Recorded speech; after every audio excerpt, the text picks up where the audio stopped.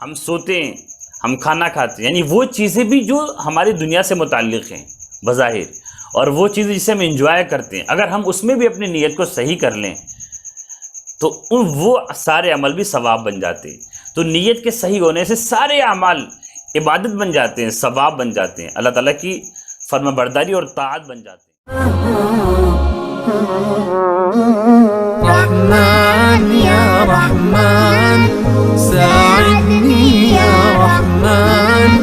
اشرح صدری قرآن املأ قلبی قرآن واسق حیاتی قرآن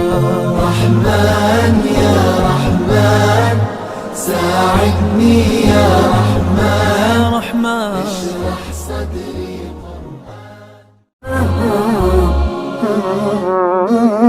رحمن یا رحمن ساعدنی یا رحمن اشرح صدری قرآن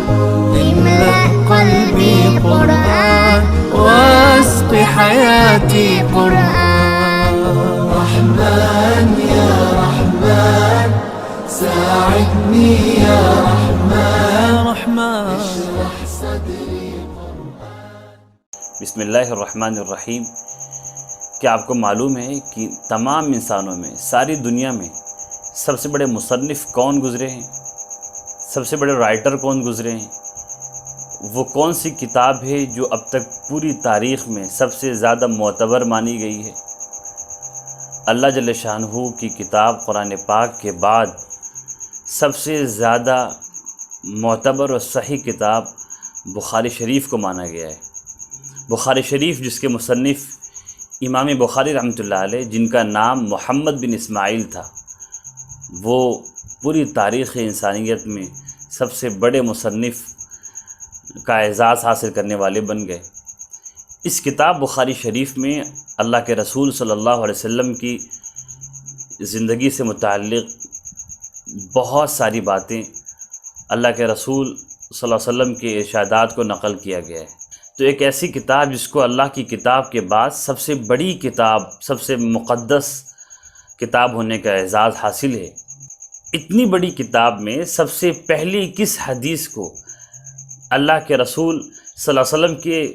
کس ارشاد کو سب سے پہلے ذکر کیا گیا ہے؟ کیا نماز کے بیان سے متعلق حدیث کو، یا زکوٰۃ سے متعلق، یا پھر ایمان سے متعلق جو کہ سب سے اہم ترین شعبہ ہے اسلام کا؟ نہیں، سب سے پہلے جس حدیث کو بخاری شریف میں ذکر کیا گیا ہے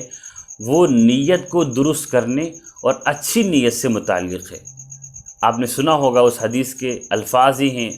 اللہ کے رسول صلی اللہ علیہ وسلم ارشاد فرماتے ہیں انما الاعمال بالنیات، اعمال کا دار و مدار نیتوں پر ہے، یعنی عمل کا مقبول ہونا اللہ کے نزدیک یا نامقبول ہونا، اس کا تعلق، اس کا دار و مدار نیت پر ہے۔ اگر نیت اچھی ہوئی تو عمل مقبول ہے، اور اگر نیت خراب ہوئی تو عمل غیر مقبول ہے۔ نیت کے اچھا ہونے کا مطلب یہ ہے کہ کسی بھی عمل سے مقصود اللہ کو راضی کرنا ہو اور اللہ کے حکم پر عمل کرنا ہو۔ اس کے علاوہ اگر کسی بھی عمل سے کوئی دوسرا مقصد ہو تو نیت خراب ہے اور عمل اللہ کے مقبول نہیں ہوگا، اور اس پر کوئی ثواب نہیں ملے گا بلکہ گناہ ملے گا، کیونکہ اللہ کے علاوہ کسی چیز کو مقصد بنایا۔ ہجرت کے وقت جب مکہ مکرمہ سے سارے مسلمان اللہ کے حکم سے مدینہ منورہ ہجرت کر رہے تھے، ہجرت مطلب مائگریٹ، تو اس وقت سب سے بڑا عمل ہجرت کر جانا تھا، یعنی ہجرت کرنا، یعنی اپنے سارے گھر بار کو، اپنے ساری جائیداد کو، اپنے وطن کو چھوڑ کر کے کسی دوسرے شہر میں، دوسرے ملک میں چلے جانا، صرف اللہ کے رضا کے لیے، اللہ کے حکم کی وجہ سے۔ یہ ایک بہت بڑا اور مشکل عمل ہے۔ ہجرت کرنے والوں کو مہاجر کہتے ہیں۔ اس وقت جب کہ سارے مسلمان مکہ مکرمہ سے مدینہ منورہ ہجرت کر رہے تھے، ایک صاحب تھے جنہوں نے ایک عورت کو جس کا نام ام قیس تھا رضی اللہ تعالی عنہ، ان کو نکاح کا پیغام دیا ہوا تھا مکہ مکرمہ میں، اور وہ عورت بھی ہجرت کرنے والی عورتوں میں سے تھی۔ ان صاحب نے قیس رضی اللہ عنہ کو نکاح کا پیغام دیا، شادی کا پیغام دیا، رشتہ بھیجا، تو قیس جو عورت تھیں جو ہجرت کر کے مدینہ جا چکی تھی، انہوں نے یہ شرط لگائی کہ اگر تم مدینہ آ جاؤ گے ہجرت کر کے تو میں شادی کروں گی، یعنی اگر تم بھی ہجرت کرو گے تو میں شادی کروں گی، نکاح کا پیغام قبول کروں گی۔ تو یہ صاحب صرف ان عورت سے نکاح کرنے کی غرض سے، ان سے شادی کرنے کی غرض سے، صرف ان کی وجہ سے ہجرت کر گئے۔ اللہ کے رسول صلی اللہ علیہ وسلم کو جب اس بات کا علم ہوا تو حضور نے اس وقت یہ ارشاد فرمایا کہ انما الاعمال بالنیات وانما لکل امرئ ما نوی، کہ اعمال کا دار و مدار نیتوں پر ہے اور ہر شخص کو وہی ملتا ہے جو اس کی نیت ہوتی ہے۔ اور آگے حضور نے فرمایا فمن كانت هجرته الى دنیا يصيبها او امرأة يتزوجها فهجرته الى ما هاجر الیہ، کہ جس شخص کی ہجرت دنیا کمانے کے لیے دنیا کے واسطے ہوئی، جس کا مقصد ہجرت سے اللہ نہیں تھا، جس کا مقصد اللہ کے علاوہ کوئی دوسری چیز تھی، اور جس کا مقصد کوئی عورت تھی جسے وہ نکاح کرنا چاہتا ہے، تو اس کی ہجرت اللہ کی طرف نہیں ہوئی، اللہ کے واسطے نہیں ہوئی، اس کی ہجرت عورت والی ہجرت ہو گئی، دنیا والی ہجرت ہو گئی۔ لہذا ان صحابی کا نام معلوم نہیں ہے، کتابوں میں مذکور نہیں ہے، احادیث میں مذکور نہیں ہے، لیکن ان صحابی کا یہ لقب مشہور ہو گیا کہ ان کو اس کے بعد سے مہاجر قیس کہتے تھے، کہ قیس نامی عورت کی طرف ہجرت کرنے والے۔ اگرچہ وہ صحابی توبہ کر لیے ہوں گے، ظاہر بات ہے، لیکن ایک عورت کے واسطے ہجرت کی تو وہ ہجرت مقبول نہیں ہوئی۔ اسی طرح اللہ کے رسول صلی اللہ علیہ وسلم کی تعلیم کا ایک خاص انداز آپ دیکھیں کہ حضور نے اپنے ارشاد میں ان صحابی کا نام تک نہیں لیا، چنانچہ آج تک ان کا نام کوئی نہیں جانتا، نام تک نہیں لیا۔ حضور کی تعلیم کا سلیقہ یہی تھا، اور ہر شخص جو رہبری کرنے والا ہے، جو تعلیم کے عظیم مشن پر فائز ہے، اس کی یہ ذمہ داری ہے کہ کسی کو تکلیف پہنچائے بغیر، اس کو بدنام کیے بغیر، اس کو خوش کر کے تعلیم دی جائے۔ اچھی باتیں سکھلانا اچھے طریقے سے ہونا چاہیے۔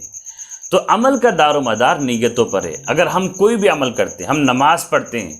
تو لوگوں کو اتنا تو معلوم ہے کہ نماز میں نیت کرنی ہوتی ہے، لیکن نیت کا مطلب کیا ہے؟ نیت کا مطلب ہے اللہ کے واسطے کوئی کام کرنا۔ ہم اگرچہ زبان سے بول دیتے ہو کہ میں نے نیت کی نماز کی اللہ کے واسطے، یہ بول دیا، لیکن دل میں یہ ہے کہ میں دکھانے کے لیے نماز پڑھ رہا ہوں، میں اس لیے نماز اس لیے پڑھ رہا ہے بندہ تاکہ لوگ دیکھیں اور اسے نمازی کہیں، یہ اس لیے پڑھ رہا ہے کہ اگر نہیں پڑھے گا تو کوئی ٹارچر کرے گا، گھر والے اس پہ سختی کریں گے۔ وہ سارے مقاصد جو اللہ کو راضی کرنے کے علاوہ ہیں، وہ سب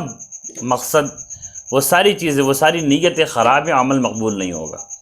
حتیٰ کہ وضو میں اگر ہم نے نیت کی تو وضو کا ثواب ملے گا، اور وضو میں نیت نہیں کی تو وضو تو ہو جائے گا لیکن ثواب نہیں ملے گا۔ نیت ایک ایسی چیز ہے جو ہر عمل کے لیے شرط ہے، خواہ کوئی بھی عمل ہو۔ نماز میں نیت فرض،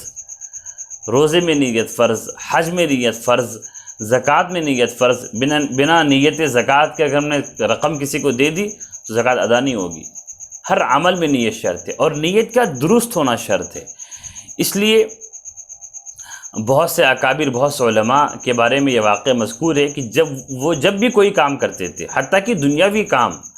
تو اس سے پہلے نیت کو درست کرتے تھے، اپنا جائزہ لیتے تھے کہ ہماری نیت کیا ہے، ہمارے دل میں آخر منشا کیا ہے میرے کام کرنے کا۔ تو کہا جاتا ہے کہ نیت یہ ایک بہت